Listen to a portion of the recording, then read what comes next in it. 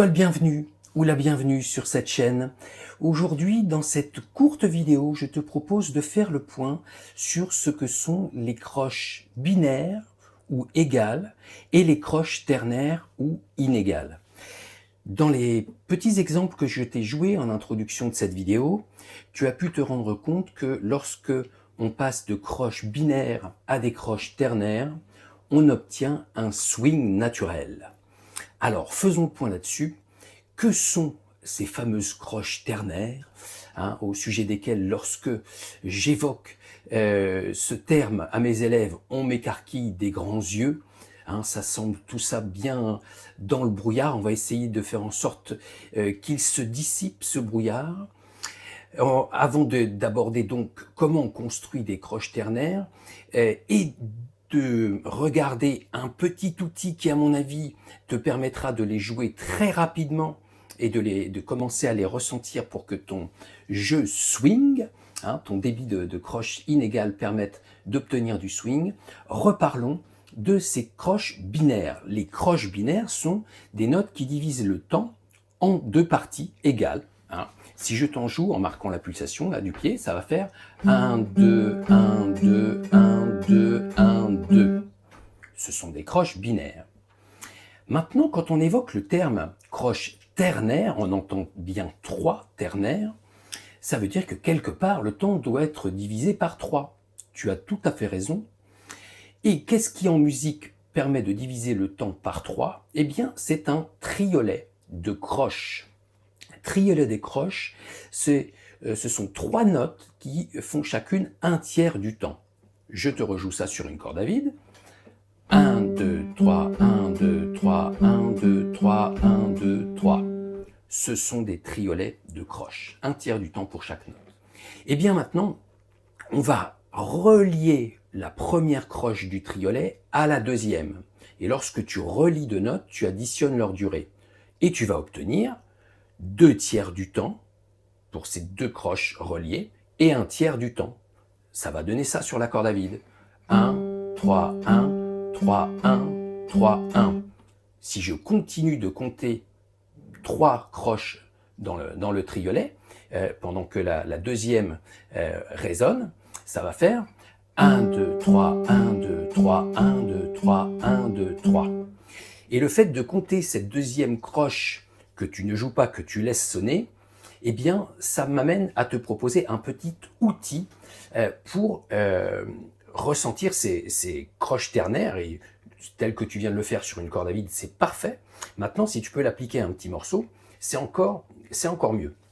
Et je te propose un petit boogie en mi que tu as vu sur une des vidéos précédentes, en tout cas le début, où on double chaque note et on va jouer dans un premier temps des croches égales, des croches binaires.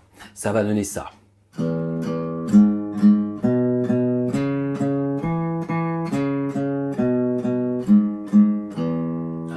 J'ai joué des croches binaires égales.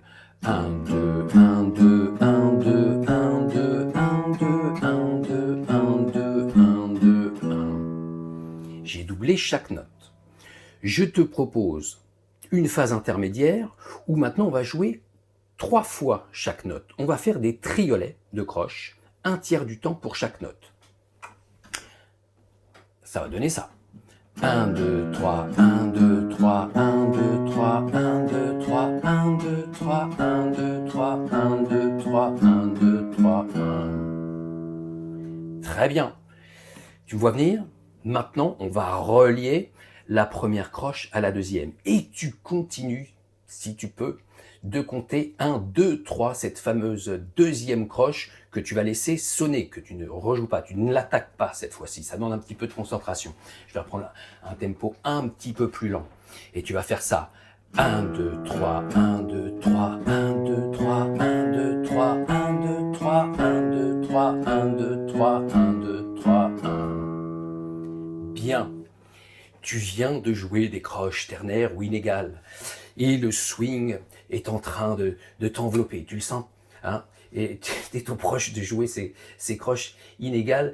Évidemment, au début, je sais qu'on est un petit peu déstabilisé par ce débit particulier de croche, mais avec un outil comme ça, normalement, tu devrais t'y faire assez vite. C'est vrai que dans les précédentes vidéos, il m'est arrivé d'évoquer le cow-boy sur son cheval qui, en fin de journée, tellement fatigué, passe devant le saloon sans s'arrêter boire un whisky. Hein. Pom, pom, pom, pom, pom.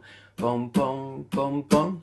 Bon, moi, ça m'évoque la démarche d'un cow-boy, enfin la démarche du cheval qui ramène le cow-boy chez lui.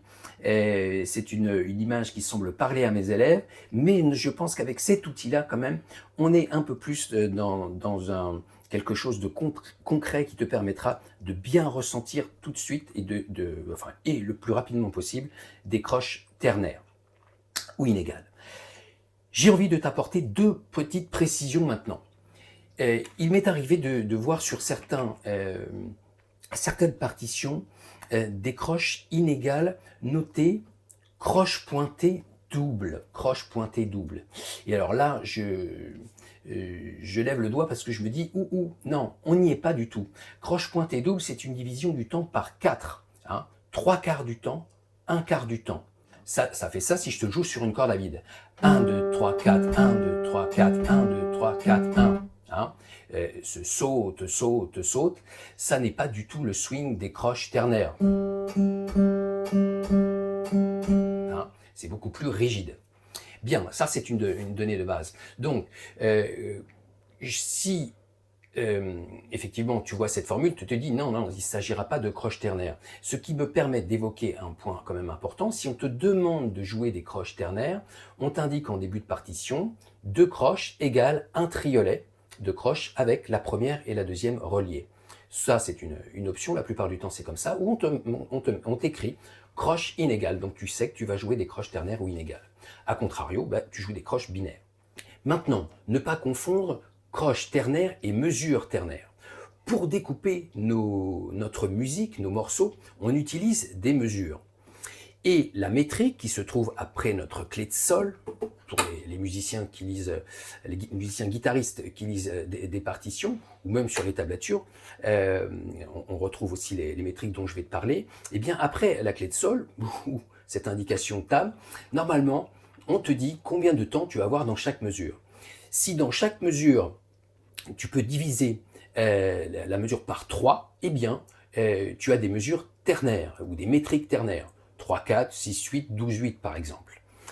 Si tu es dans une mesure ternaire, tu peux très bien jouer des croches binaires ou égales, comme des croches ternaires ou inégales. Et de la même façon, si tu as des mesures binaires, la plupart du temps, nous on joue en 4-4, hein, c'est la métrique la plus rencontrée, et 4-4, c'est une métrique binaire, et bien dans une métrique binaire, tu peux jouer des croches binaires comme ternaires. Donc ne pas confondre les deux données. J'espère que cette petite vidéo t'aura été utile. Profite bien de ce merveilleux instrument. Je te donne rendez-vous très vite pour d'autres vidéos.